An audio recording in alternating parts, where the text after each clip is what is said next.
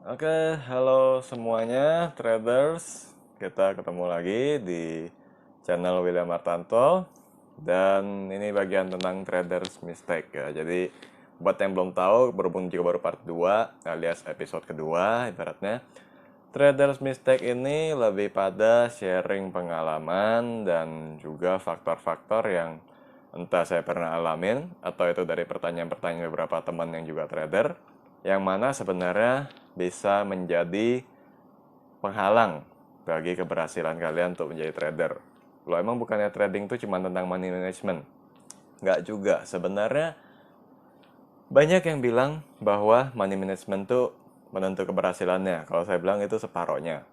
Yang sebenarnya jadi dasar utama untuk keberhasilan trading tuh yang nggak jauh-jauh dari emosinya si trader itu sendiri. Karena kalau money management tuh lebih kepada skill ya. Maksud saya gini, saya kasih 10 juta suruh trading. Beli saham kemungkinan langsung kamu all cash. Tapi kalau saya kasih 1 miliar untuk trading, nggak mungkin berani all cash di hari yang sama. Bertahap belinya pasti. Itulah money management. Nah, tapi untuk kali ini yang saya bahas bukan tentang money management ataupun emosi. Nah, ini saya bahas yang sedikit lebih dasar, memang lebih dikhususkan untuk investor-investor pemula. Jadi, waktu dulu saya pernah berada di tahap yang sama, ya, semua orang yang dianggap hebat, bisa, profesional, semuanya juga dulu amatiran. Jadi, saya waktu di masa saya masih amatiran, memilih sekuritas yang saya lakukan pertama kali. Pastinya kita perlu ke sekuritas, buka RDI kalau dulu sebutnya, rekening dana investor, kalau sekarang RDN. Itu biasanya akan dijanjikan atau diceritakan banyak macam sama salesnya. Pasti ya, sama marketingnya. Kita punya ini aja loh Pak, yang bagus banget keunggulan kita apa aja, yaitu namanya juga jualan. Dan biasanya kita akan mengeluarkan, sebagai calon nasabah, kita akan mengeluarkan satu pertanyaan yang paling mematikan atau menghentikan closing daripada si sales tersebut, yaitu pertanyaannya fee lu berapa? Nah, kenapa saya sebut sebagai pertanyaan mematikan? Karena biasanya kalau fee dari sekuritas dianggap gak bersaing, gak lebih murah, gak lanjut, gitu ya. Nah, ini memang jadi bahasan kita di Traders Mistake kali ini. Karena kadang, atau cukup banyak sebenarnya, ajaran bahwa kalau kita terlalu sering trading itu sebenarnya financial suicide. Kita tuh bayar fee terus ke broker, brokernya happy, kitanya belum tentu profit. Seolah-olah menyatakan bahwa semua trader pasti miskin endingnya. Saya nggak setuju. Ya, memang sih kalau bilang fee mahal ya, itu memang masuk ke broker. Tapi itu kan lebih kepada uang jasa. Karena yang kita bayar daripada sekuritas tersebut melalui fee adalah sistemnya, jasa brokerage-nya, broker yang cepat tanggap ketika kita order jual atau beli atau jual beli atau jual maksud saya. Lalu apabila kita berikan fasilitas edukasi atau rekomendasi apakah mereka mempunyai fasilitas tersebut, sistem servernya terutama sering error atau enggak, itu yang menentukan mereka berani patok fee atau enggak. Nah, jadi video ini saya bikin bukan ngebelain sales ya, tapi ngajakin kalian juga sebagai trader bisa melihat sisi lain di balik suatu fee untuk menilai juga apakah jika saya gitu buka account di sekuritas yang fee-nya mahal, worth it nggak gitu, di balik fee mahal itu worth it nggak. Nah, dulu saya pernah nyampe di pada level atau kondisi tersebut di mana buat saya fee itu juga masalah karena saya pikir modal gue berapa, fee gue sekian, dan saya dulu percaya dengan istilah financial suicide juga, seolah-olah trader endingnya modar gitu, nggak ada duit lagi. Siapa bilang gitu kan? Kalau bicara market bisa ada uptrend berarti tradernya mestinya ada uang, ada profit, ada cuan gitu. Kalau lagi downtrend ada yang cut loss, pasti. Tapi satu sisi, kalau kita udah profit kita tahu membaca arah trend. Secara teknikal, oh trendnya patah gitu. Indikatornya udah mau turun, dead cross. Kenapa harus kita paksain trading? Nah itulah baru financial suicide yang sebenarnya. Jadi intinya adalah kemampuan kita untuk profit sebenarnya tidak bisa dihalangi oleh fee. Justru malah bisa jadi nggak ada artinya kalau kita bisa profit terus. Profit terus dalam arti bukan nggak bisa loss sama sekali. Loss sewaktu-waktu itu bisa, namanya juga trading, market aja lika-liku kan zigzag, uptrend, downtrend, kadang-kadang auto rejection bawah di hari yang sama naik, atau mandek tiba-tiba auto rejection atas sorenya juga itu hal yang biasa.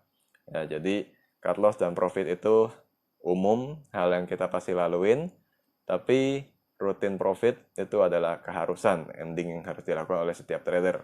Nah, jadi di trader mistake yang satu ini, kita secara sederhananya saya mengajarkan bahwa kalau ada pertanyaan pada diri sendiri atau terhadap saya nanti yang masuk, kalau saya mau pilih sekuritas, saya mau jadi pemula, gue mesti lihat sekuritas seperti apa. Yang saya akan selalu ajarkan ke kalian, bukan lihat dari fee-nya.